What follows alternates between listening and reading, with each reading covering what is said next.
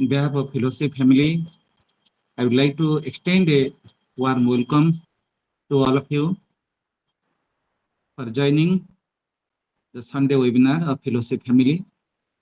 Friends, after a gap of 3 Sundays, today we are going to conduct our webinar, regular webinar. And today we have invited Dr. Anup Raisa, the former professor, Department of Philosophy, Ravensa University. Today he will talk on Ardhanariswar and Yin. It is a very new topic for all of us. But I have personally I have listened this topic in another forum of Srujani, organized by Chennai Srujani Paribar some months before. And before inviting Professor Anup Rai, I would like to give a small introduction on him. You know, Dr. Anup Rai sir has a teaching experience of more than 30 decades in different non-government aided colleges of the state. And to his credits, he has written different books on philosophy for degree students and plus 2 students. And all the books are very popular among the students of our state and other states. All the students are benefited by his intellectual spirit, and he has been invited by different forums to speak on different fundamental issues of philosophy. His way of delivering the talk and the way of analyzing the topic which is assigned to him is very, very praiseworthy and very analytical, and it is very clear from every point of view that I do not want to explore all the things. Today, I welcome Dr. Anup Rai sir to our family. He is a member of our family. He has supported different activities of Philosophy family. He has supported the program of young scholars whenever we organized that is in this platform. And today we are very happy that he has accepted our invitation to be speaker of her family. Today I express my gratitude to Professor Ranjit Ghosh sir, Pragya Paramita, Rasmi Ranjita, Rudra Prasad, Professor Adhant Behera, Saurabh, Rabindra Pradhan, and many other scholars, those who have joined today to be benefited out of the talk of Dr. Anup Rai sir from his new way of philosophical reflection on Ardhanariswar and Yin. So today I extend our welcome to the speaker, to the viewers, and to all the persons those who have joined us in this family. I extend my welcome to Dr. Pramod Kumar Das, the Chief Architect of Philosophy family. We welcome other friends to be with us. We and Dr. K. Umnan Rao, our regular moderator, will be with us after some minutes. So today, once again I extend my welcome to all of you and request Professor Anup Rai sir to comment his talk on the scheduled topic. Pranam sir. Thank you, Kailash sir, and good evening to everybody of Philosophy family. It is enchanting to get you back after 3 weeks of cricket fever. Today, I welcome all of you to this new episode of philosophy family, where I am assigned the topic Ardhanariswar and Yin Yang to discuss about the topic. And I hope you will find it uh, significant or worth wasting time anyway, and allow me to start my talk. Ardhanariswar and Yin Yang. In our world of varied experiences, we find people experiencing mainly two kinds of feelings, and those feelings are apparently contradictory to each other. To some, to some people experiencing, to some, the world is full of misery. Life is full of sorrows. Life is like a dry, barren desert. There is darkness all around. All that we call pleasant is a mask sorrow is wearing. Man is born hopeless. To them, to this type of people, they find everything as negative in the world, and what they experience, they find it all negative or depressing. There is another group of people. To them, experiencing world, they experience the world in a different manner. To them, the world is beautiful. The nature is beautiful. The people around, the trees, the flowers, the mountains, the blue brooks, all are beautiful. Beautiful is the day and night, light and darkness, hot and cold, truth and lies. All. We see beauty in the wings of a butterfly, in the moves of a caterpillar,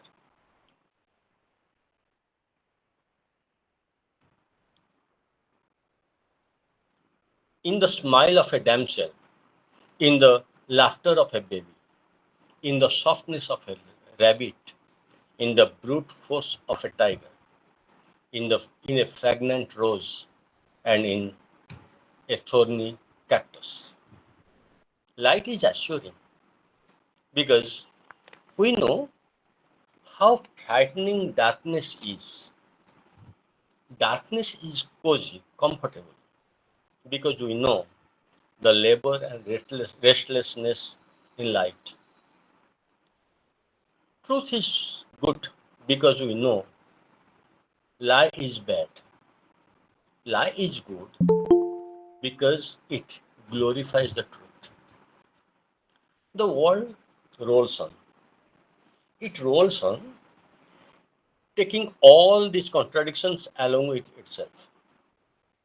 In spite of all these contradictions, it progresses and goes on to complete the voluntary evolutionary process. The, uh, the events of the world, the process of the world is completely an evolutionary process. It, it is always going through a process to achieve perfection. To achieve perfection. That evolutionary process is complete, and these contradictory things, they support each other to complete the evolutionary process. War and peace, male and female, love and hatred, good and evil participate to make the nature full and move further to achieve perfection. This is vaguely the concept behind Ardhanariswar. The concept of Ardhanariswar carries a deep inner meaning. The deity Ardhanariswar, which we find in different places of worship, temples, and in other places also, this deity of Ardhanariswar has one half male and other half female. It's a symbol, and Ardhanariswar is a symbol, and it symbolizes the optimal balance of male and female energies. Though male and female forces appear to be opposite to each other, this deity indicates that they are ultimately inseparable forces. They are inseparable and complementary to each other. The two forces, male and female forces, the two forces must work together to maintain equilibrium. This symbolic deity of Ardhanariswar shows unity in opposites. It's a paradoxical unity of Purusha and Prakriti.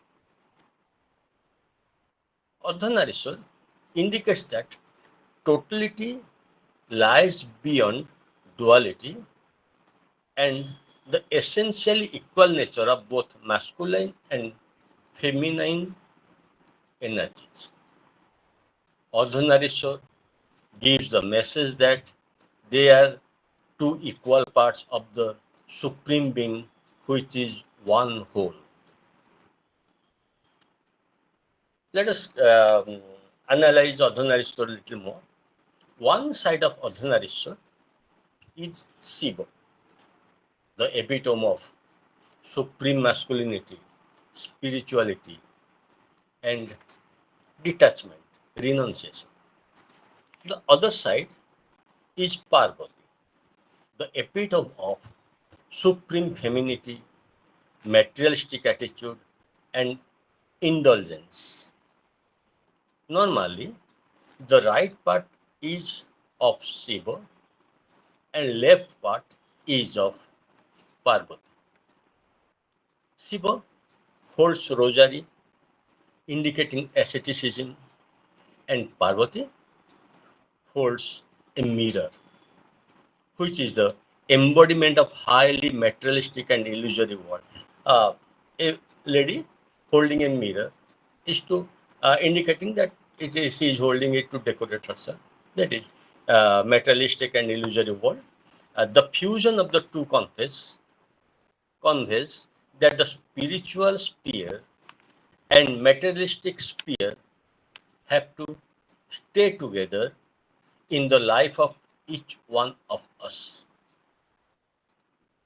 In everybody's life, in our life, both materialistic attitude, spiritual attitude, both should be there and both are there. We nobody is normally nobody is uh, completely bereft of one.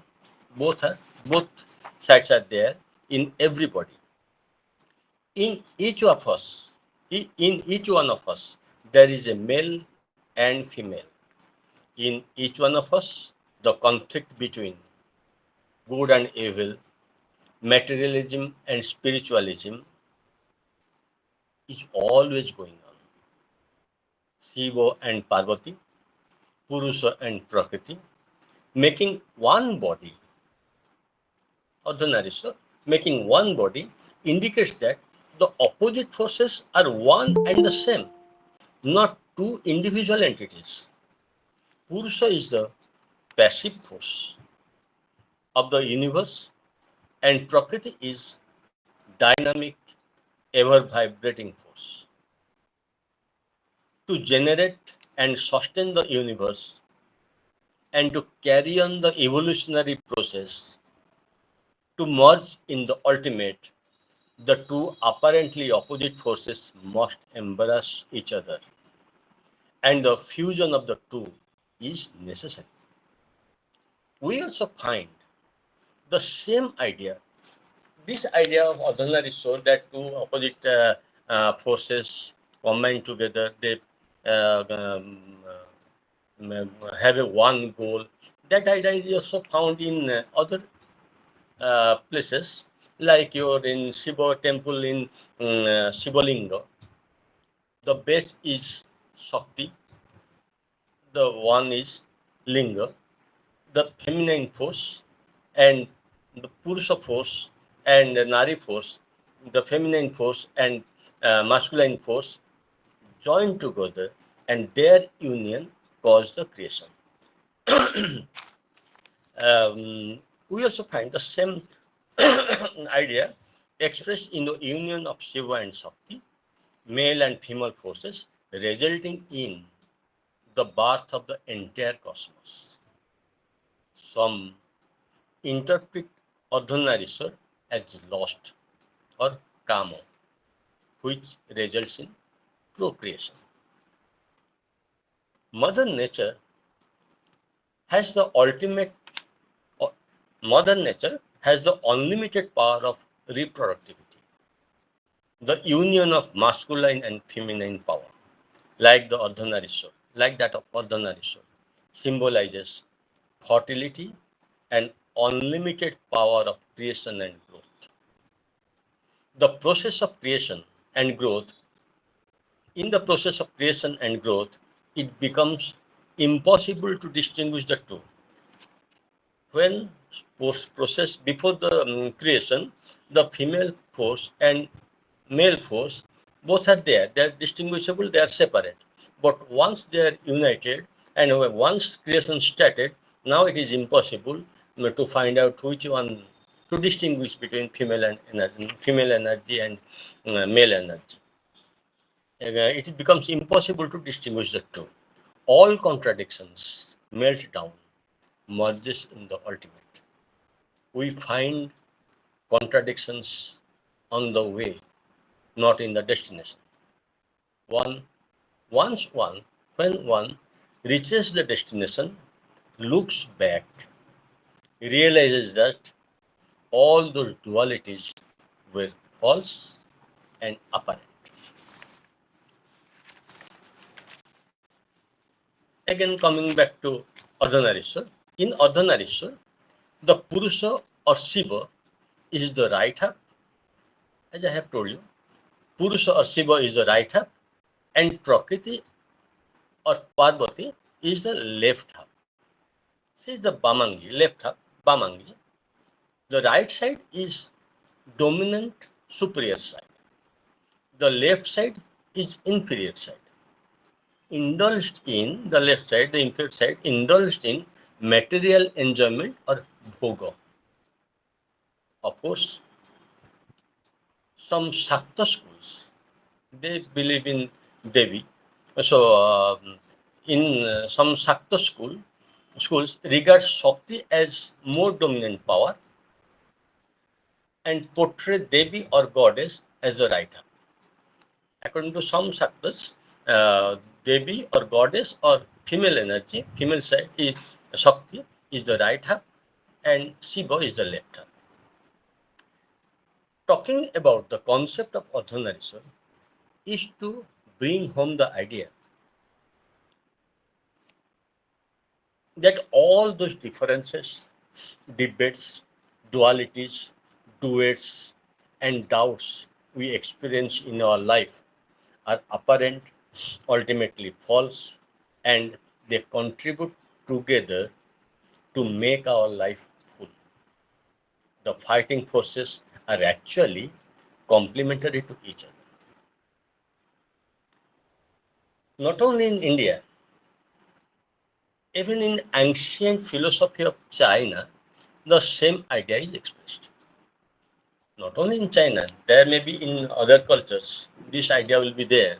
But I have limited my discussion. I have focused only in Chinese and Indian philosophy. So, not only in India, even in ancient philosophy of China, the same idea is expressed through the symbol yin yang. Yin yang literally means negative positive or dark bright. It's a concept of dualism, but this dualism is different from Western concept of dualism, where they are two extreme opposites. This is yin yang is not that dualism. Yin yang indicates that the apparently opposite or contrary forces may actually be complementary to each other, interconnected and interrelated in the natural world. Chinese cosmology, cosmology, at first there was material energy in a very chaotic condition. Chaotically, material energy was present. In course of time, slowly but steadily, those material energy got organized and it formed a cycle of yin yang. That material energy of in Chinese cosmology was in a very chaotic condition. From that chaotic condition, slowly it became organized, and after organizing, getting organized, it formed the cycle of yin yang. All objects and life, according to Chinese philosophy, all objects and lives are formed from these organized cycles of yin yang. All objects, sorry, all objects and lives are formed from this organized cycle of yin yang. Like Prakriti, yang is the principle of activity. We know in Sankhya philosophy, Prakriti is ever vibrating, dynamic. Like Prakriti, uh, Prakriti, yang is the principle of activity, whereas yin is the receptive principle. They are present in all kinds of changes and differences. The changes can be like annual cycles of summer and winter, differences like shades of brightness and shades of landscapes, male and female, and their sexual coupling, formation of men and women, and order and disorder in social and political field. Taiji too is the symbol of yin yang, and Taiji is the philosophy. This symbol, Taiji, Taiji, Taiji is the philosophy. This symbol consists of this yin yang symbol. It's a symbol when it is written, when it is presented. Yin yang is a cycle. It is a circle. Circle equally divided into two parts by a curved line. Yin yang is a circle divided equally into two parts by a curved line, not a straight line, by a curved line. One half of the curve, two sides, one half of the curve is black, typically representing the inside. The other half is white, that is yang side. Yin is black, yang is white. And in black inside there is a white spot, and in yang, the white side, there is a black spot. Yin is black, one half, yang is other half. Yin has one white spot, and yang has one black spot. They are situated in the center of each half. The yin yang symbolizes natural harmony. The dividing line between them is not straight. I have told you that it is a curved line, not a straight line. Straight line means will symbolize, it is because it is not a straight line, the division is not fixed, not determined, not permanent. It is a line, it is a flowing line, curved line. It symbolizes the fact that opposites are continually waxing and waning in the rhythm of life. Again, the seed of yin is present in yang. I have told you that a black spot in the white, and the seed of yang is present in yin. Yang is present in white, is presenting in black. It shows, it symbolizes that the seed of happiness, if one is happiness, other is sorrow, the seed of happiness is inherently present in sorrow, and the seed of sorrow is present in happiness. It is always there. Nothing is pure. Nothing is permanent.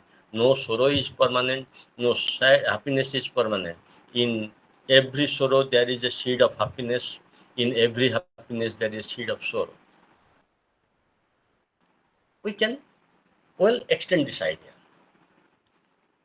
In real life, imagine oppressor and oppressed, oppressor and victim. One who is oppressor today is a victim tomorrow. The one who is victim today, oppressed today, is oppressor tomorrow. The owner of the slave, owner is the oppressor, slave is oppressed. Maybe one day the slave will be the oppressor and oppressed will be the owner. It changes, time changes, and with that situation changes, condition changes. The victim today is the oppressor tomorrow. Chinese philosophy believes that opposites do not exist in actuality, but in relation to each other. It is very interesting that they say nothing is permanently in one category. One is oppressed, one is oppressor. One is the victim, one maybe tomorrow the victim will be the oppressor and the oppressor will be the victim. Today's happiness may turn out tomorrow to sorrow, and today's sorrow may turn out tomorrow into happiness. They are all in. One is oppressor to whom? He is the oppressor in relation to the oppressed. One is oppressed only in relation to the oppressor. The one who is oppressor, he is oppressor to his slave, not to others. And the slave is oppressed victim only to his owner, not to others. So the relation, the opposite relation is a relative term. The opposites exist only in relation to each other. They are no one is permanently victim or nobody is permanently oppressor. Time changes. With that, things changes, positions changes.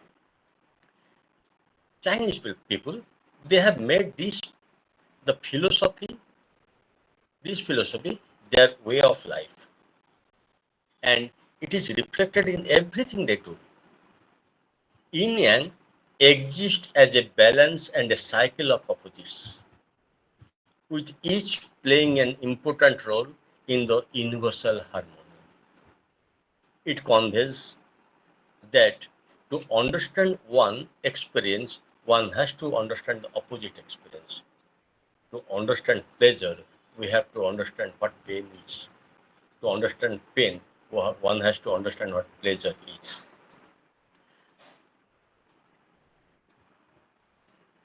For example, like that, for example, in the spectrum of temperature, take the example of temperature.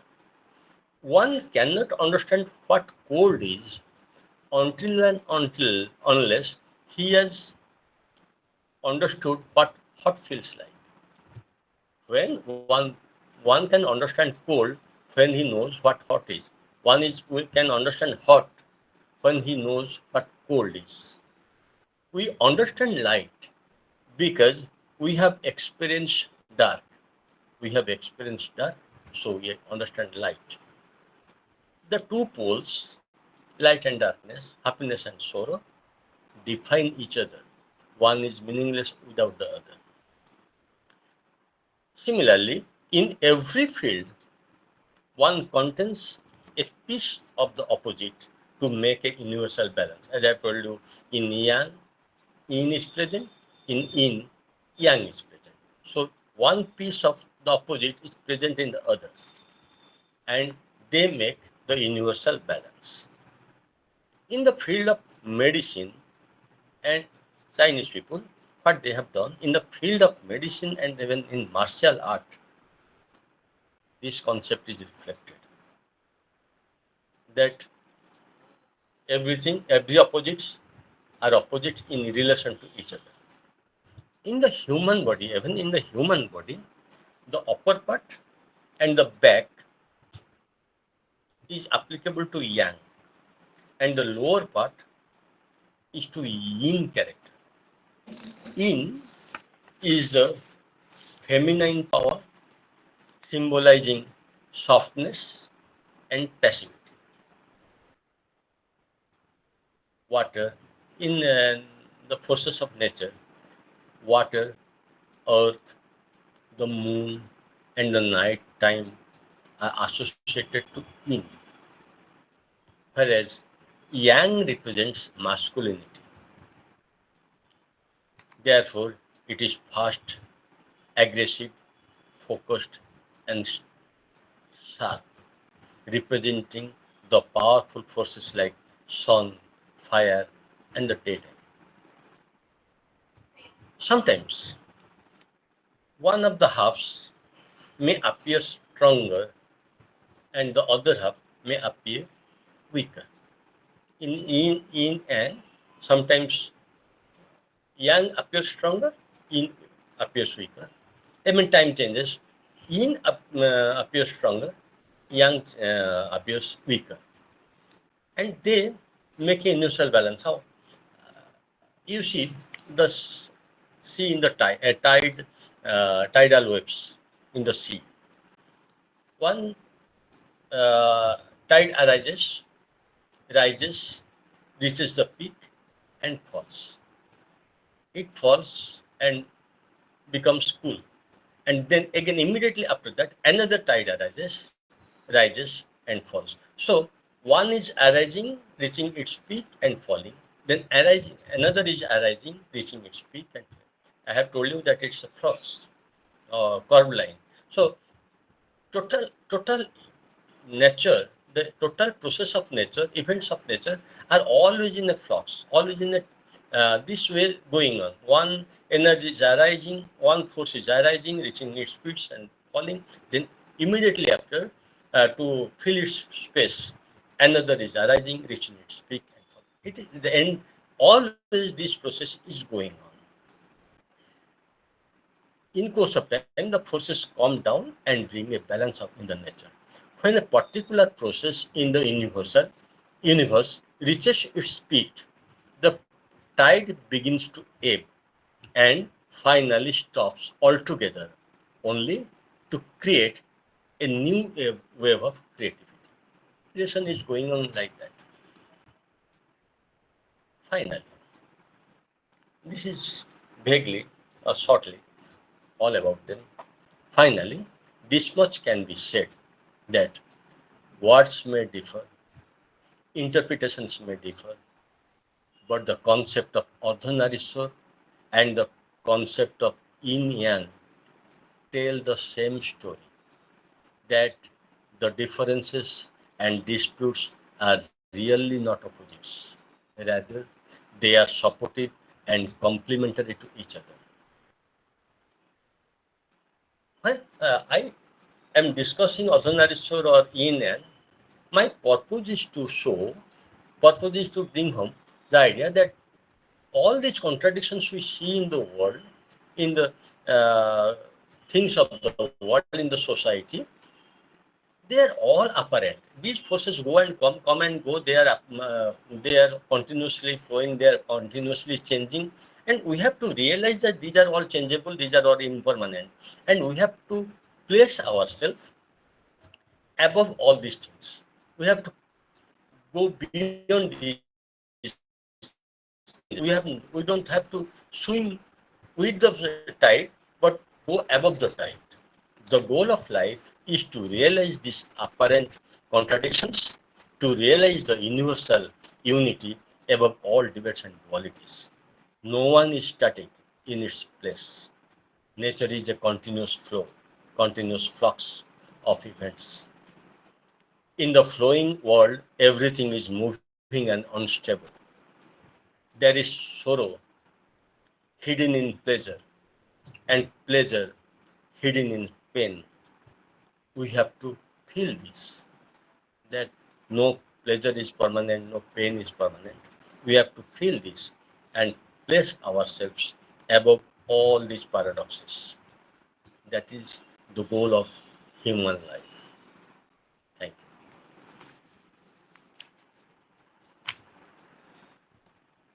Now I invite discussions.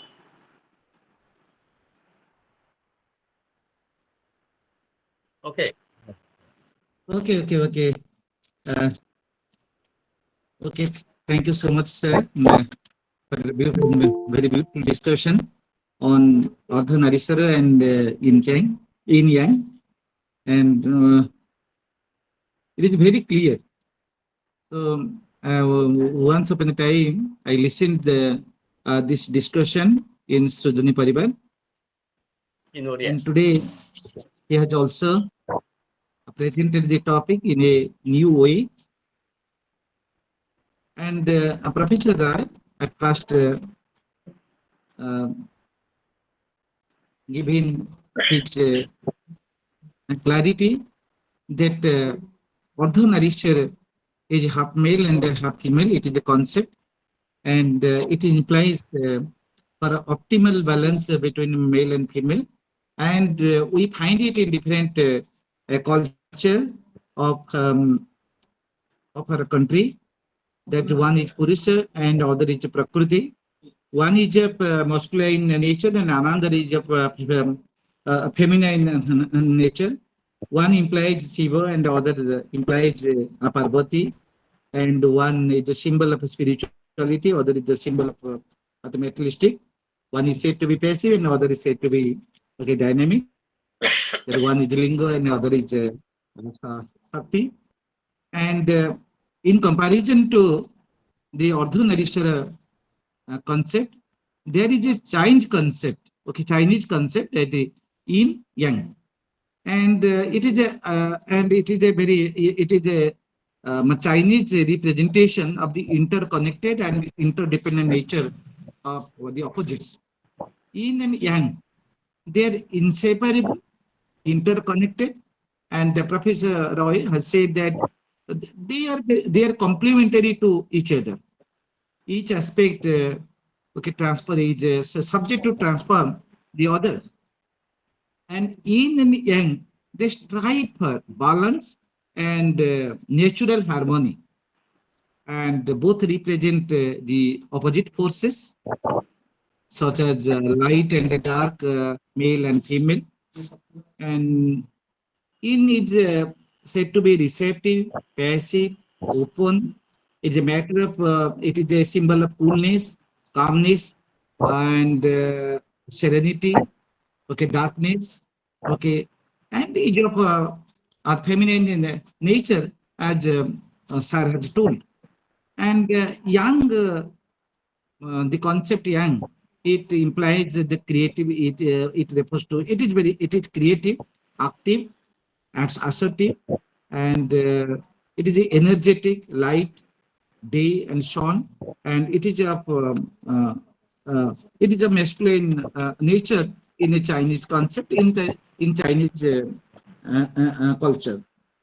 And as the sir has told that in Chinese cosmology, yin and yang, they are used to describe the natural harmony and balance in the universe.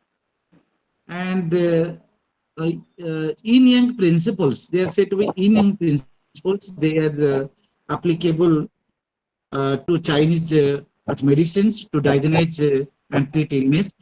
And in philosophy, it is applied to understand the nature of reality, the balance and harmony of opposites. And it is also used in marital art to balance and harmonize nature, and different things that Anup sir has told. And it is a new way of philosophical reflection, um, that is while sir has compared both Indian culture and Chinese culture, and Indian concept Ardhanariswara and the Chinese concept of yin yang. So it is very clear, and he has left no dirt for any kind of the discussion. And though it is not applicable to dualism regime of Indian concept and Western thought. Still, then we find a kind of dualism and similarity of dualism in Indian culture and Chinese culture, especially in reference to Ardhanariswar and Yin Yang principles. Thank you so much, sir, for the very beautiful discussion. Now, I would like to request Dr. K. Unarao for interacting with our audience. Dr. Rao. Namaskar, everybody. Thank you, Dr. Maharana, and also thank the speaker for a very good lecture. Before having my views, I will request Professor Dr. Ranjit Ghosh sir to initiate the discussion. I request him for his comments, observations, and suggestions. Namaskar, sir. Dr. Ghosh.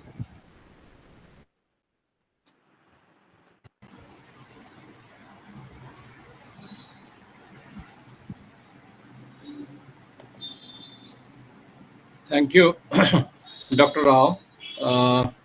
I was eager to listen to Dr. Anup Rai's discussion on Ardhanariswara and Yin Yang philosophy, Chinese philosophy. Now, the thing is, I have not a great entrance into to these two things.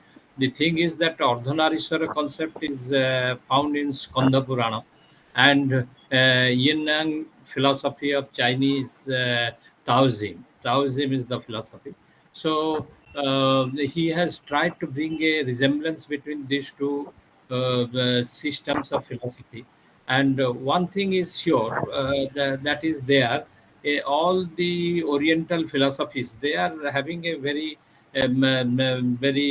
demarcated family resemblance, by which we can find that the philosophical speculations in China, in Japan, in India, they are having some connectedness somewhere or other.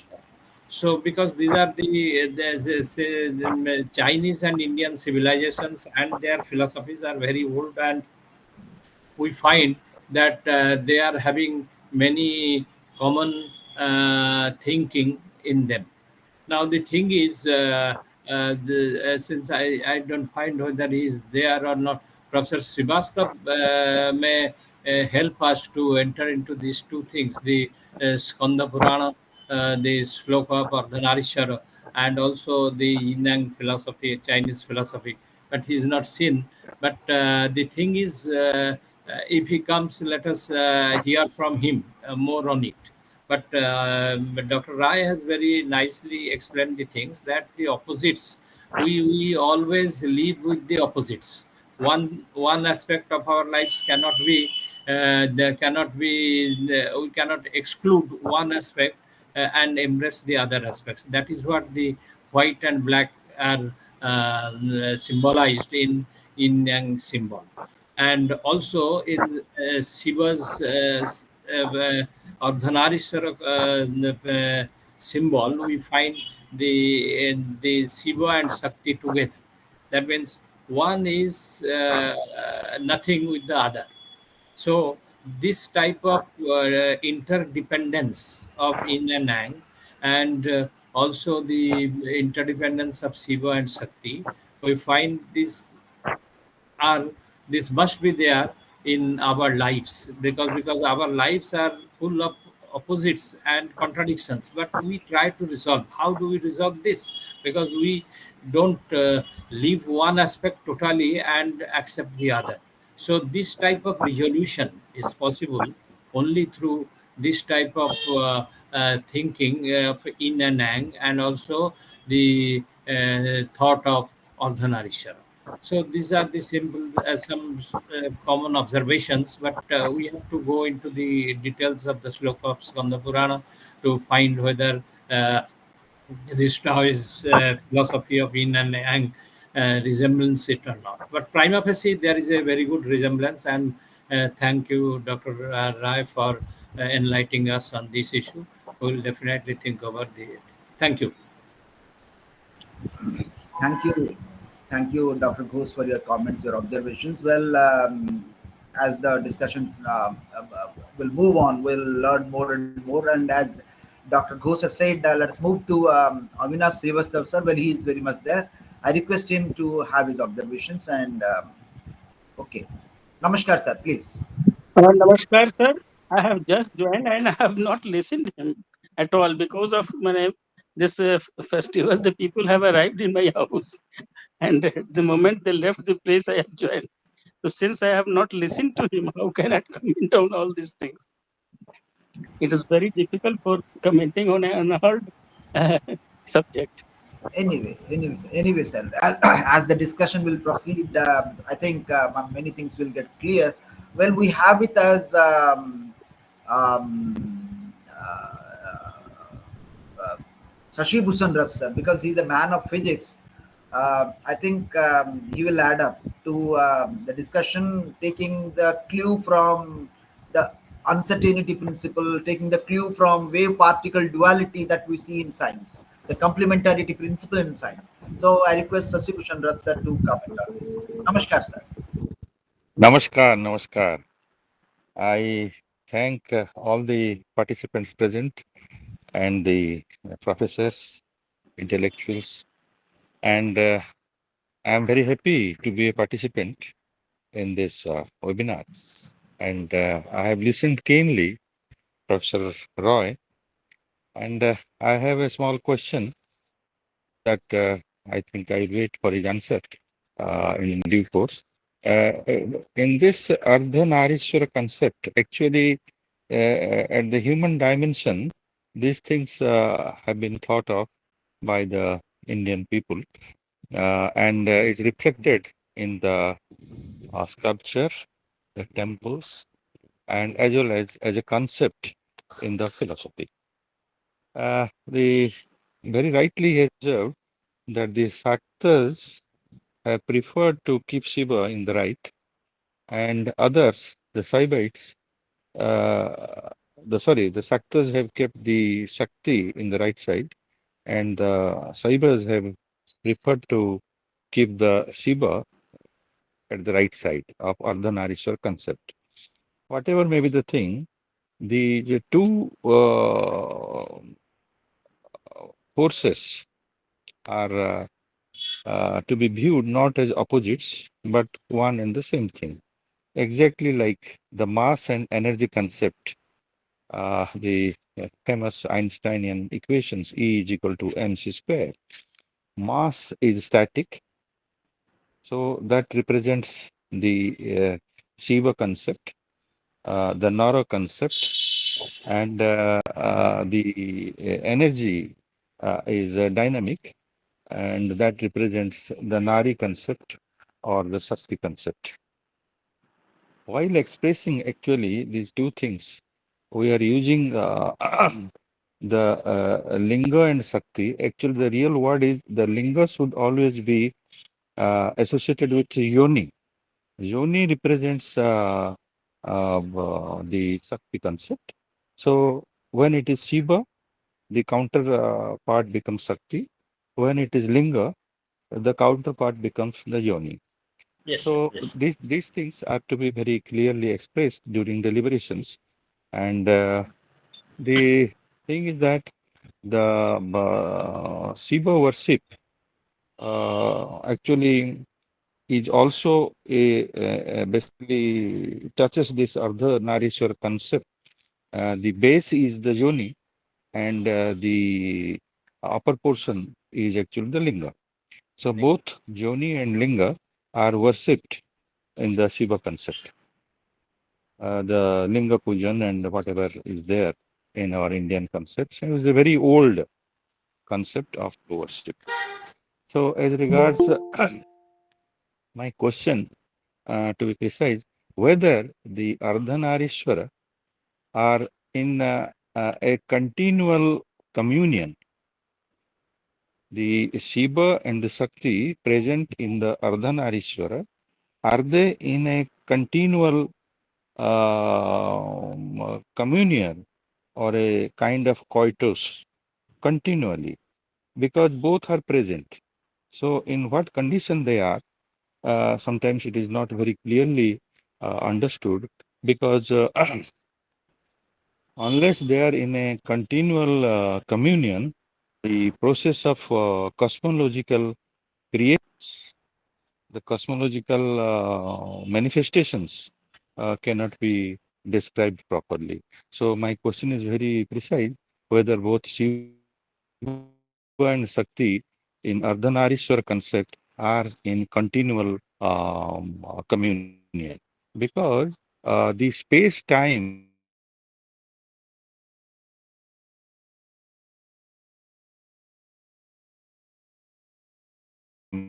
continuance communion. That is my physics. So I would like to have the reply from Professor Roy. Thank you, sir, Thank you for very your much. enlightening view about energy and matter of Einstein, and about the union of the two. I think it should be a continuous union, but continuous it needs some more research. But if we go to Sankhya philosophy, Purusha and Prakriti, they are not continuously there. When they are united, creation starts. And when they are detached, there is detachment. When they are detached, pralaya comes. Sarva pralaya. Pralaya is the devastation or end of the world, end of the creating process. It's a cyclic process. Starting creation goes on and ends, and goes on and ends like this. So if we go through Sankhya idea, Sankhya philosophy, it should be that there is a break of continuity. Shiva and Shakti, or Purusha and Prakriti, they stay differently, and when time for creation comes, they are united. It is a different matter, and there is a lot of debate about that, how they are united and how they are detached. And that's a debatable topic, and there is Sankhya is criticized for that. But if we go follow Chinese philosophy, then it's continuous. Yoga also tells that the energy reaches its peak, one force reaches its peak and comes down. Then another starts. So continuity actually is not there. It is one at the end of one, other begins. Then I think this is the view that it is not continuous, though it appears to be continuous. Shiva and Shakti apparently in our daily world, uh, phenomenal world, it is always moving on. In our limited time span, we see they are continuously there, but maybe in the ultimately, when creation, as a matter of creation is there, the question of creation is there must be creation and dissolution. Thank you very much. Thank you very much, Professor. Shall I interrupt a few lines? Yes, sir. Yes, sir. Yeah. Now the thing is what Professor Rath is mentioning. We are having three types of theories now. One is the Sankhya theory, that is the discussing about Purusha and Prakriti and equilibrium, and when the equilibrium is discussed disturbed through the entrance of the Purusha, then the evolution takes place. That is the Sankhya theory. Now, when we are coming to Ardhanariswara concept, this type of the opposites. Now the Skanda Purana, as it is found, that Shiva tried to accommodate within him. So that's why initially they were hand in hand. But you see the different images of Ardhanariswara, that you will find that then automatically Shiva includes, Shiva becomes half and helps Parvati to enter into it. So there we find a type of, why I was referring to Professor Srivastava, because Shankaracharya also mentioned about Ardhanariswara somewhere. I don't remember, and then I have no entrance into that. And that is one theory. So this is the second theory, Sankhya and Skanda Purana theory. And the third one is Yin and Yang theory of Taoism. Now this creates the problem, because you see, Chinese Taoism is such a philosophy. There we find that the white also becomes black and the black also becomes white. That is not yin becomes yang and yang becomes yin. So that is how we don't find the polarity between yin and yang, and that's why in Japanese they tied together and yin yang. They say yin yang philosophy. So these three types of philosophical speculations that we find, they are having definitely some commonalities, but there are still many differences. That is why a physicist can raise these issues. Thank you. Thank you very much for your enlightening concepts. Thank you. Thank you, Professor Rath and Professor Ghosh.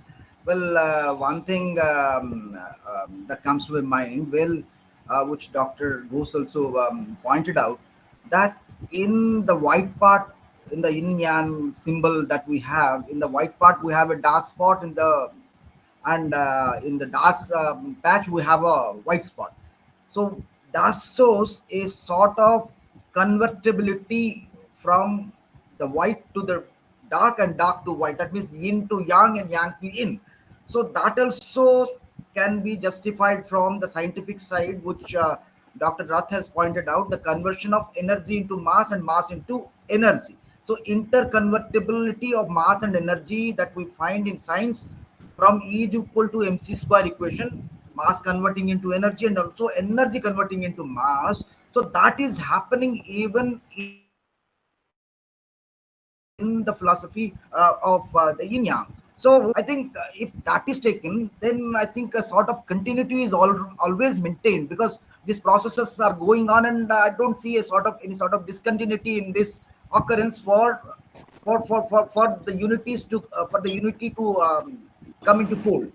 So this is one thing, and the second thing is in the Indian concept, when Dr. Rath has pointed out mass as the feminine, mass as the masculine force, and the energy as feminine. Is it so? Because in the yin yang concept, just the opposite is coming true. Because as Professor Rai has pointed out, the female side is the mass, the earth. The female side is the mass, that the yin part, and the male side is the yang, the white part. So I see, because the energy he sees in the yang part, and passivity he sees in the yin part. So in the Indian context, we see the energy in the Sakti part and the mass, the passivity in the Siva part.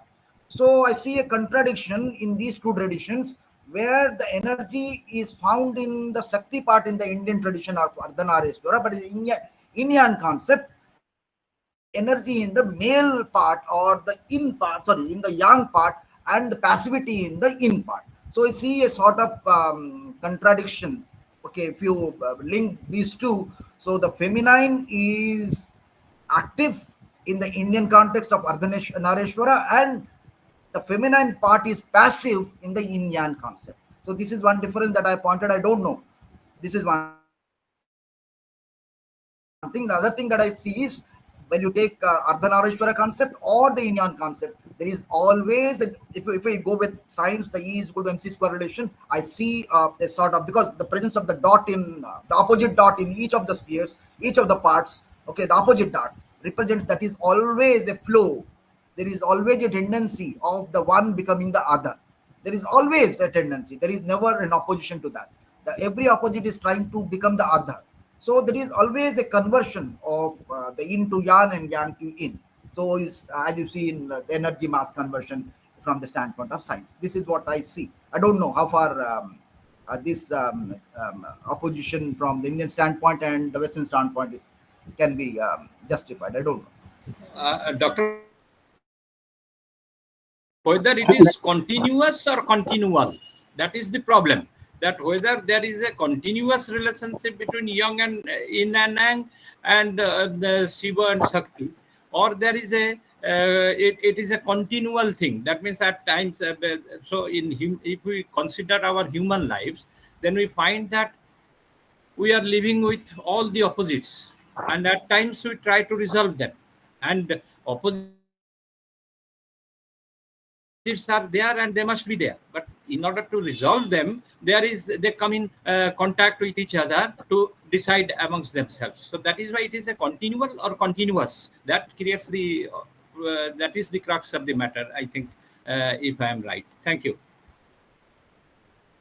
The difference between Shiva Shakti, Sankhya Yoga, and the Chinese concept bases on the two types of worldviews. First, the Chinese concept or Hinian concept, Mahayana concept, whatever it is, they are based on Pratitya Samutpada, as he have just uttered while giving the answer. And Pratitya Samutpada, there is no of union, a continuous union. Asmin sati tad bhavti, asmin upajja tad upajjati, asmin niruddha tad niruddhati. So if anything is present, thereafter another thing will take place. It is not a causation theory, it is a dependence theory. On the contrary, when I happen to see in the Indian context, though I have not listened to him, and when the discourse was, I couldn't listen him. I joined very late. But to my mind, it appears the entire Sankhya Yoga or Shiva Shakti concept both have started with the union creation. Unless and until Prakriti and Purus are identified with each other, then and then only the creation will start. And the same is with the Shaiva Darshana also. Ananda Deva Khalvivani Bhutani Jayante. It is a continuous process of evolution. So long the Shiv and Shakti are one and they are going on. It has been explained by the physics professor, Yoni and Linga, so that they are united, the creation goes on, and the moment they are not united, they are separated, though in actuality they are not separated to each other, but the creation stops when Shiv becomes served without Parvati. So the basic differences, the conceptual difference, the worldview difference, they believe in Pratitya Samutpada, law of dependent origination, we believe in causality. And here causality means positive and negative when take place together, then and then only the process of evolution continues.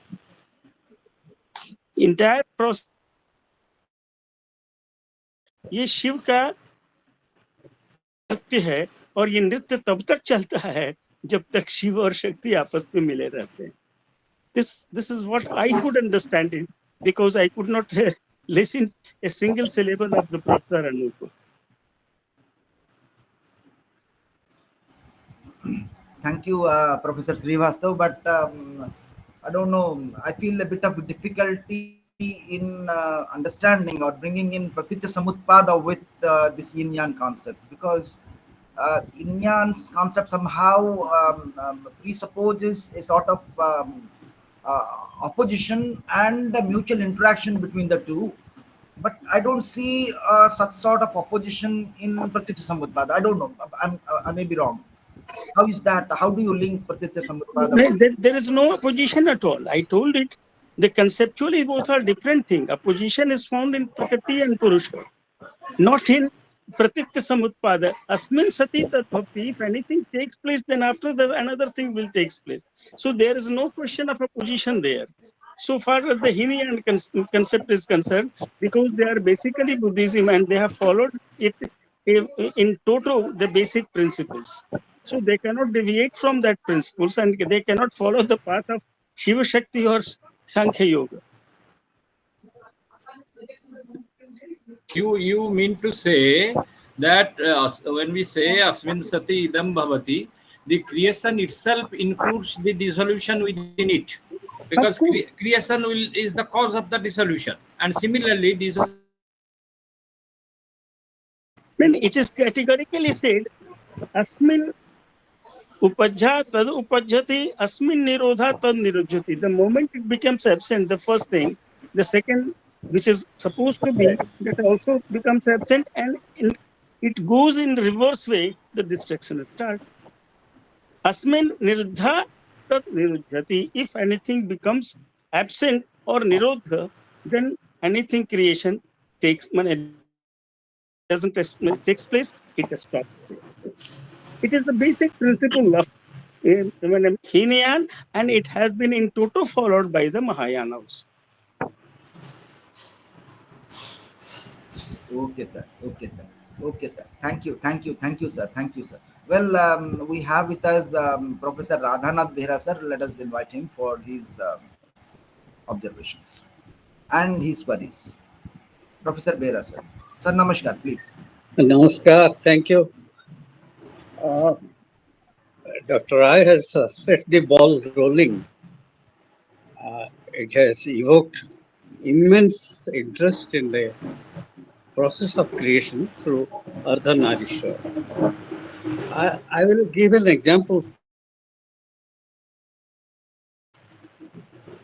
There are insects at the very microscopic world where they are insignificant, but they are also creative so far as their own species is concerned. They have their opposite, male, female, etc. But there is also another species which contains both male and female parts within one body, separated by a very thin film. And once the film breaks up, both unite themselves and started the process of procreation within the same body. So this concept of Ardhanarishwar may be linked with that concept unisex of species at the microscopic world. Darwin himself experimented that in the insect world, when the male takes the active role with the female, he observed that in something like a spider, where the female outgrows male in size. Male is very insignificant compared to the female companion. Now it so happened, Darwin observed that there is a spider net. The female invites the male. Male comes very much eager and enthusiastic for procreation, and the copulation starts. And during copulation also, female divorces the head of the male, and he was uh, fascinated to observe that even the headless male does not dissociate himself from the art of copulation. It continues because, funnily, it is said during copulation, head has no role to play. So, if that is acceptable, this male-female concept, positive negative charge, or equivalence of energy and mass, they can easily be understood. The Greek mythology also said that at the beginning the creature was one, as a round as a ball. God took fancy in it, cut it into two halves, and called them male and female. So the two halves always try to unite into the previous state of single sphere.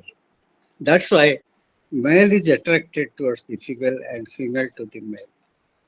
Now, as you say, the white patch within the black body or the black patch in the white body, they are symbolic of the process is not yet complete. White can amplify itself to become a white patch within the black body, and the same thing happens with the other side. So these are some of the related base information. Now let us come to Sankhya philosophy. Kapil Muni, the founder of Sankhya philosophy. He said, analyzed that in the beginning there was nothing, but their Prakriti and Purusha, they were all different, distinct from each other, but somehow, because of the concept of evolution, they had to be united. Now, if you say that Prakriti is all powerful, vibrant, Purusha is inert and dull and motionless, it's all right. When you add Shakti to it, it becomes all alert. It becomes lively and it is capable of doing its own function. Now, I do not know how Ardhanariswar evolved. Is it because of a curse? Is it because of a boon? Or the fascination from a devotee of Lord Shiva that he is inseparable from goddess Parvati? I do not know. If there is some discussion about it, if not now, at a later date, we shall all be happy to receive it. But somehow, one thing can be done, as the professor of physics said, positive and negative, both are essential. Now, if you put a bulb and anode cathode ideas of a wire, they join, the bulb glows, and once that is withdrawn, I think one is withdrawn, it is automatically off. So, because the process of evolution, the process of creation continues till today, it is not at the mercy of some lord or lady. It is a continuous process, self-evolved. Therefore, it cannot be continual with a gap. It has to be only continuous. Because gap means again vacuum, and nature abhors vacuum, physics says. Therefore, keeping all these ideas in view, let us see that Ardhanarishwar is a concept that both are inseparably linked, and combining the two, we have our fine creation, the creation of the whole universe. Thank you. Thank you so much, sir, for your observations. Well, one thing that comes that Dr. Behra, he subscribes to the view that there is a continuous interplay of the negative forces, and that makes that makes the creation continuous unless and until there is a and what is important, the point that the point of controversy that was there, that Professor Behra tried to say that there is a continuous interplay of the negative forces, and that makes the reaction possible. So with this, let us thank Professor Behra for his view, and let us move to Professor Das, Pramod Kumar Das, our admin. He is on the screen. Well, Namaskar, sir. Please, your views, your observations, and suggestions. Thank you, thank you. Am I audible, sir? Audible and visible, sir, both. Actually, I am eager to speak earlier because I need to speak. In his entire talk, Professor Roy said very simply, very clearly that Ardhanariswara is nothing but uh, an expression of phenomenal duality leading to phenomenal diversities, and with an urge to be merged in the single union. That means in the course of time now I searched for the Google and I Skanda Puranam. It is also mentioned there that the dualities are there, diversities are there, but there is an constant urge to be united. So, Ardhanarishwara is the phenomenal expression of the one truth. It is an expression of the Advaita in the form of a duality. How can we understand this concept? So, This is not about Sankhya dualism. This is not about the phenomenal aspect of the Jagat is Mithya, Maya, etc. Actually, it is an expression of that Advaita entity or one entity. So that is consciousness. Shivoham, that is consciousness, the ultimate consciousness. So that is one. But when one is one, it fails to enjoy, it fails to function unless and until it becomes the two. It becomes many. Ekam Bahusami, that means one wishes to become many only to enjoy its own manifestation, only to make himself functionable. That means if there are three things, Jnana, Karma and Bhakti, in Jnana state, in the conscious state, one is one. But when that one desires to feel the diversities and to act. So for karma and bhakti, for action and feelings, that one needs to be divided. Otherwise, it is impossible. Otherwise, we cannot have the exercise of the bhakti or feelings and the action or karma. So that consciousness is divided consciously mainly into two parts. Mainly into two parts. One is matter and the other is consciousness. Active and inactive. So Purusha is inactive and conscious. Matter is active and conscious. In this way, they are divided into two, but the origin is one. And that becoming into two or many is a conscious becoming. That one is becoming two or many according to with a free choice, with a deliberation, it becomes many.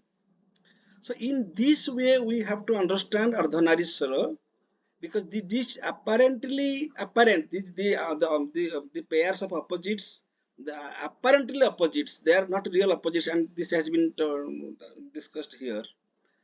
So here Patita Samadpada will fail because that will not fit into this concept. In Patita Samadpada, what happens? Ranjit Ghosh sir and Dr. Rao also said that after Sibastabji said that in Patita Samadpada, there is a straight line progress, that one becomes the other and the previous one is destroyed. So there is no chance of a union. There is no question of a union in Buddhism. It is a flux. So here in Ardhanariswara, we are discussing two concepts. We are discussing the Mithya Jagata or Maya or phenomenal expression, at the same time the unmanifested.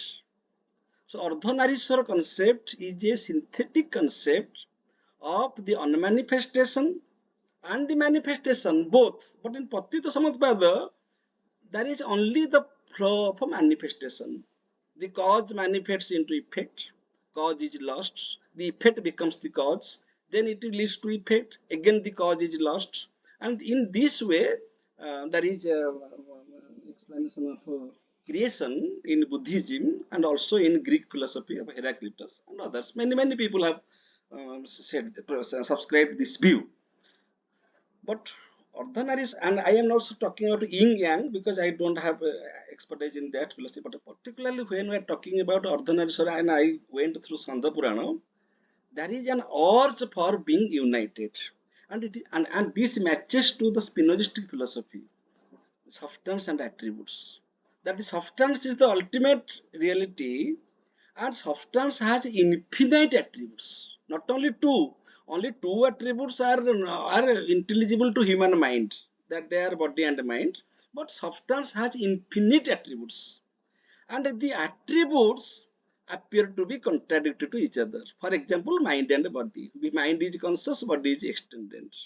So, because the substance is one, the contradictory attributes of the substance they are semi-contradictory, semi-contradictory, that they appear to be contradictory because the source is one.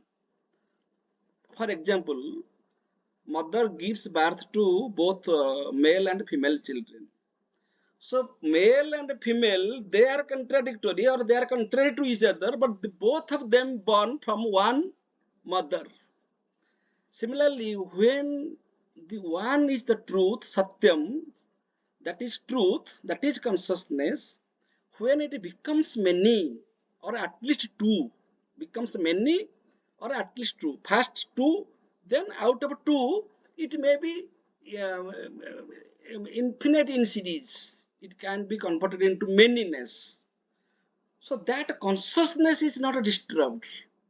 When the consciousness becomes many, the consciousness is constant.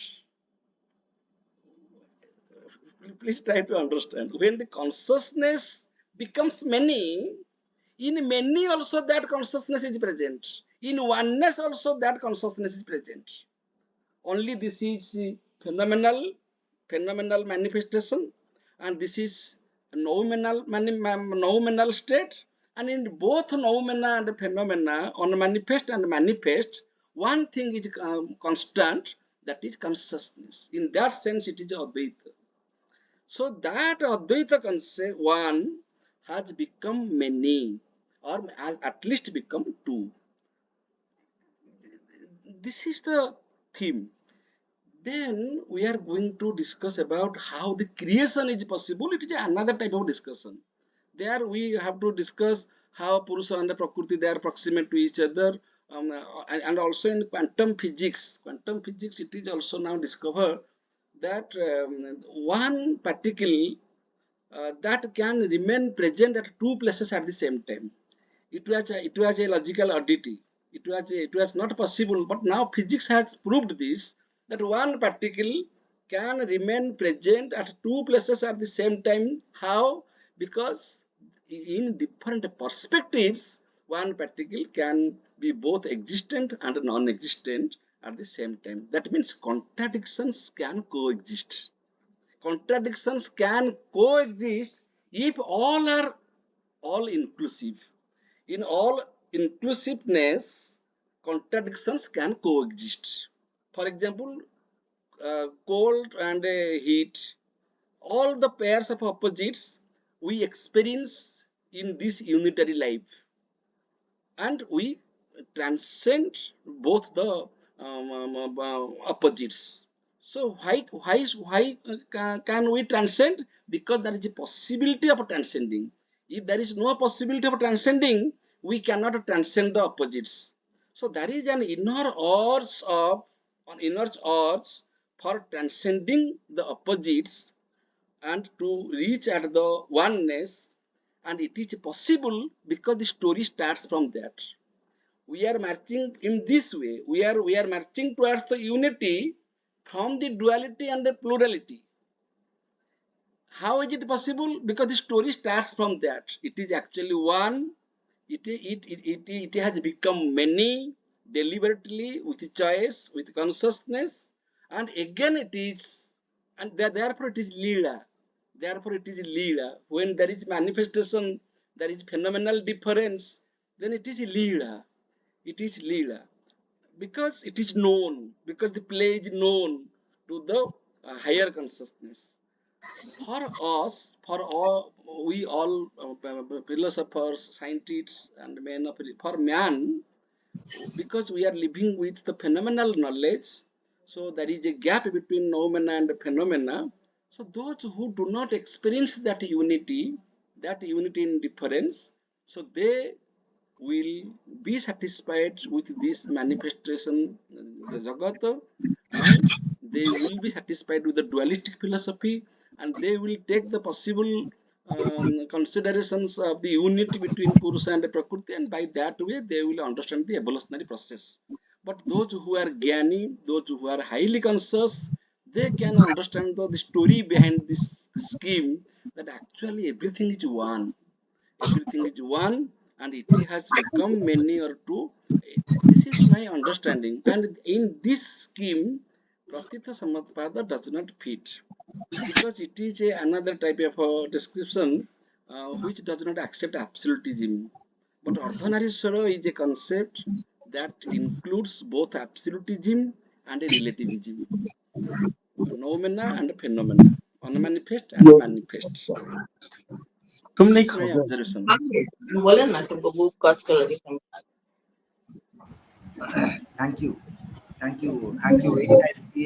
You tried to bring in this idea in a very philosophical sense, and your entire talk pointed out the source from which we everything has come out to the world is one, and from the source there is an interplay with the phenomenal world of opposing forces. And these opposing forces that appear to be two, and they may be many, they may be multiple at multiple levels. There is always an opposition, and that opposition is making us move ahead and ahead. On the path, there is always a dichotomy, and finally, when we reach the goal, again everything merges into that unity. That there is a continuous flow of the opposites from that one single source, and we are to a goal which is again that same source, but in between there is interplay of the opposite forces that you call the Ardhanariswara concept. You can bring the Ardhanariswara concept here or the yin yang concept here, but at the source or at the goal it is the same goal, and there is a total unity. And Professor Das also tries to point out, even though there is a dichotomy, he tries to see a sort of unity that is already there in that dichotomy. And those who sees that unity in the dichotomy, they are the liberated ones who can see, even in spite of the dichotomy, there is a unity even in the Ardhanariswara. That one principle is flowing in the opposite sides, and they are not different, though they appear to be different, but the same force, the same principle, the same energy, the same mass. So there is no difference to take that as a mass, to take that as the energy. There is always an interconvertible, they are of an interconvertible nature, and they belong to the one same principle. They only appear as different, but they are, in the true sense, they are one. So this is the idea that Professor Das tried to point it out very beautifully. But in one place, in quantum mechanics, is said that a particle can be in two different places. Well, it is a bit. It's not something not like that, which I understand. The way when we talk of a particle to be a wave of a wave nature, when we talk of a particle to be in a wave, the particle is lost its particle character. It has a wave character. But when we see the particle as a particle, the wave character is lost. So the particle may exhibit itself in a wave character or in a particle character. That's how the particle also exhibits a sort of duality, and both are the aspects of one and the same principle. Okay, this is how we need to take, and beautifully explained by Professor Das. Thank you so much. Well, we have with us many other people. If anybody wants to say something on this issue, well, they are invited. We have with us even our Kala sir, Sir Radhana sir, please be because we learned from you many things. Any suggestion? Yes, sir, please, Dr. Behra. Yes, sir. If that would be in the form of a question, that would be much more helpful. Dr. Behra. Yes, sir. As you rightly said, there is a dichotomy or a sort of a duality between particle and wave theory. There is a funny solution given by some of the finest professors, Nobel laureates of physics. They say, the way you want to look at it, you get the answer. If you think that light is particle, you can see particle only because of the Young's single slit and double slit experiments. They showed both. So if you want to see the particle phenomena, you can see light. Or if you want to see this as a wave, you see it as a wave also. And what Professor Das said, this is all due to our consciousness. So the way we want to see, the way our consciousness permits us, takes us away, we see what is the outcome. If you want to see this as a unit, it is unit.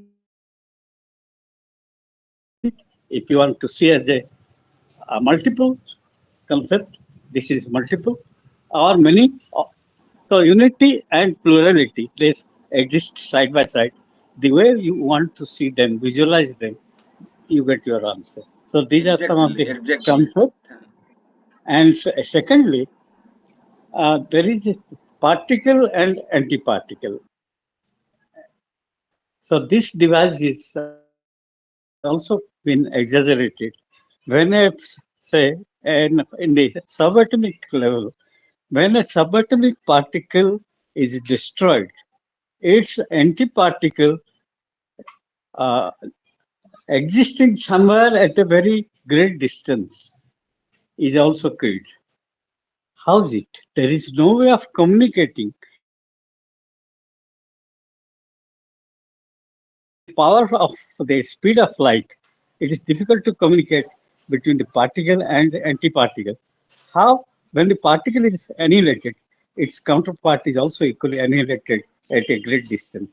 The answer is provided by the simple line that every particle by its nature produces its opposite antiparticle, and they are so finely oriented that if one is destroyed, the other cannot exist. This has to be destroyed. So these are some of the implications of modern physics. I am not sure if Professor Sivushandrath would subscribe to it, but as a student of mathematics, I easily agree with that, that positive and negative, whenever there is a positive phenomena, its negation automatically appears, and both quarrel or both proceed side by side. As Hegel said, a thesis produces its own antithesis, comes across it, and both quarrel, both merge to form a sort of synthesis. That synthesis again becomes thesis, meets its opposite in its motion, and they produce another form of synthesis. The process goes on continuously. Thank you very much. Thank you, sir. Thank you. Dr. Rao, only Yes, one yes, sentence I said, yes, sir. only Please, sir. one Please, sentence. sir. Please, sir. Yes. One sentence. Ardhanariswara is a symbolic expression of the fact that it is a scheme where contradictions can coexist. If contradictions can coexist, it is nothing but that one. This much. Ardhanariswara is a symbolic expression. Shiva, Parvati, it is symbolic. Male, female, symbolic. Purusha, Prakriti, symbolic. In this way, we understand the contradictions. But whatever may be the contradictions, they coexist. This coexistence is the focal point that we are discussing. And they can coexist only because there is a possibility of coexistence. That possibility is unity. Bas. Now physics is trying to solve this problem through the quantum mechanism. That how particles can coexist according to their perspectives. That in this perspective and in that perspective, very beautifully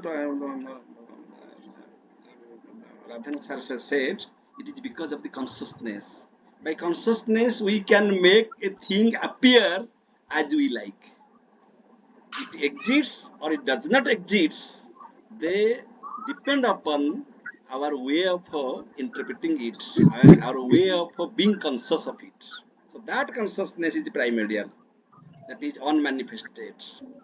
When it becomes manifested, it needs to be two or it needs to be many, and that is bound to be phenomenal. Thank you, thank you. I am very happy that such type of a topic has been chosen and discussed in this forum. Thank you, Dr. Das. Well, this line is very beautiful. The coexistence of the opposing forces, that itself is a symbol to express a unity. Because had there been a sort of about the chaos sort of thing between the opposing forces, they should have not coexisted. this coexistence in the Ardhanarishwara, that itself implies that there is a unity and that is nothing but one single consciousness. Very beautifully said. Thank you so much, sir. Well, we have with us other people. If anybody wants to say something, if somebody has some question in mind, they are welcome.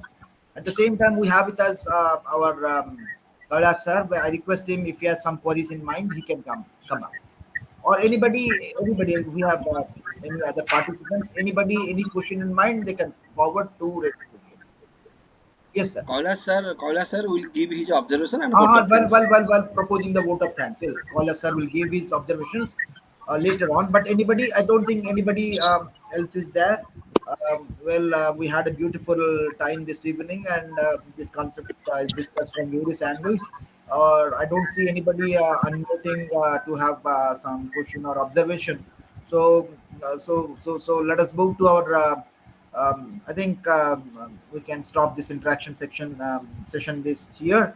Well, anyway, let us move to Kolas Maharna sir. Well, before that, one thing that I wish to know whether the energy force in the Indian tradition and the energy force in the Indian concept. Okay, they differ where the energy lies. Is it from Professor Roy? Because the energy center in the Ardhanarishwara concept resides with the feminine force, the feminine element, but in the Indian concept, the energy force that lies with the male counterpart. So, any sir, any observation on this? Any reflection on this, Professor Roy? Anyway, well, I don't see Professor Roy. Well, let us move to Kailash, sir. Well, we can have this discussion later on. Well, over to Dr. Maharana, sir. Okay, thanks, Dr. Rao. Thanks, Dr. Das. Uh, today, we have a very beautiful session today with Dr. Anup Rai sir. And Dr. Anup Rai sir has very clearly reflected on the two concepts. One is Indian concept of Ardhanariswara and Chinese concept of Yin Yang. And as Professor Das has told that both have the symbolic expression. Ardhanariswara is the symbolic expression in that is in Indian culture, Indian philosophy, and Yin Yang are also the symbolic representation in Chinese philosophy. And today we have uh, witnessed a very holistic and comprehensive view of the nature of opposites in Indian concept of Ardhanariswara and Chinese concept of Yin Yang. And today, uh, fact I have been benefited out of the entire talk, that today the discussion part is, has been very lively and has been very benefiting. And Dr. Ranjit Ghosh sir has given his clear concept on both the two aspects, Indian concept and Chinese concept, Indian way of thinking and Chinese way of thinking. Though he has admitted that it is not the clear concept of dualism in Indian way, or that as Indian philosophy okay discourses, still then there is a kind of unity in the dualism. He has very clearly reflected on the Sankhya philosophy, Skanda Purana, and he has compared it to Yin Yang concept, and he finds some commonality in between the Indian thought and the Chinese thought. I have listened to Doctor's Shashi Bhushan sir. He has reflected on the scientific way of discussing the two things, that is how the energy force, they are having their commonality and having their differences.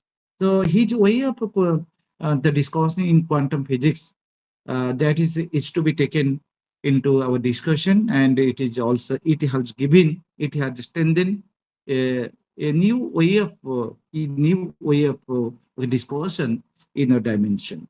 And Professor Avinash Srivastav has given his view in comparison to Buddhist philosophy, particularly how Pratitya Samutpada is the concept of Pratitya Samutpada is found in two types of worldviews.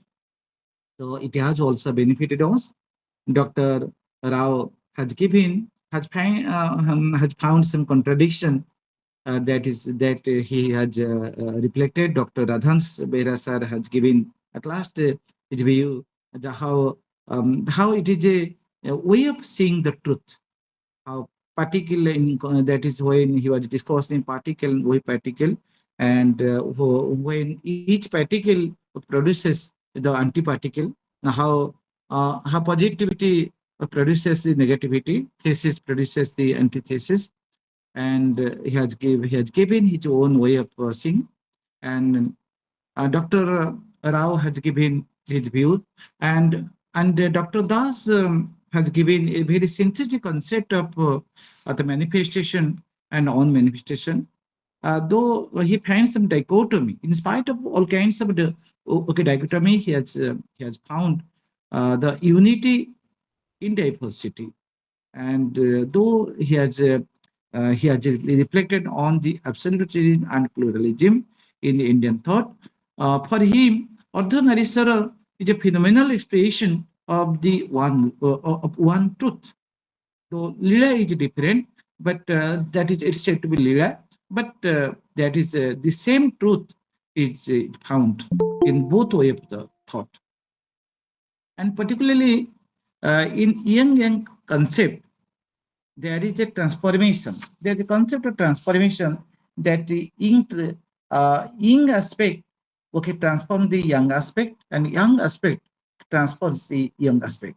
Each aspect transforms the other, and there is a strive for balance and natural harmony. And though they are two opposite forces, still then there is a set of balance, there is a set of harmony, and both are complementary to each other. So the entire discussion that is has been has given a new way of thought when we compare the Indian way of dualism and the Chinese way of dualism. So, in spite of all kinds of dichotomy, in spite of all kinds of dualism, there is a one truth, there is a commonality in both the thoughts. And today, Dr. Dr. Anup sir has given his clear observation, has given his clear thought and analysis on both the concept, and it has given a new way of discussing the dualism that is the synthetic dualism that is in Indian thought and the Chinese thought. So I have been benefited today out of the two concepts, two way of thought. One is Indian thought and the Chinese thought. And I like the observation, the comments, and the way of analysis of all the senior professors. So on behalf of philosophy family, I would like to uh, propose my thanks. I am grateful to Dr. Anup Rai sir for the way of discussion, way of analysis, and way of responding to the views to the participant, and Dr. Bhus is there, who always encourages, who always participates, and who always likes to participate in the question answer session. And by question answer session, that he always strengthens our way of thinking and way of looking at the things. So on behalf of philosophy family, I would extend my gratitude to Dr. Ghosh, Dr. Shashi Bhushan, Professor Avinash Srivastav, Dr. Rao, Dr. Radhanand Behra sir, and Dr. Pramod Kumar Das, our admin, and our chief architect of philosophy family. So once again, I extend my gratitude to all the senior professors to be associated, to be affiliated with us in this academic forum. And I also extend my gratitude to all the viewers, those are present, those are observing, those are observing this event, those are listening this event, and those are silently participating the intellectual discussion of today's webinar. Thank you so much, sir. Thank you. Thanks to everybody. And I would like to request Dr. Das to wind up this session. Yes, we are very happy and we are very much grateful to Professor Roy for choosing this beautiful topic, and we had a very beautiful discussion about this topic. So, with this mindset, with this hope, for the next Sunday we shall meet. So, I think that we should end here. Thank you, all of you. Grateful, grateful. Namaskar. Yes. Thank you, everybody.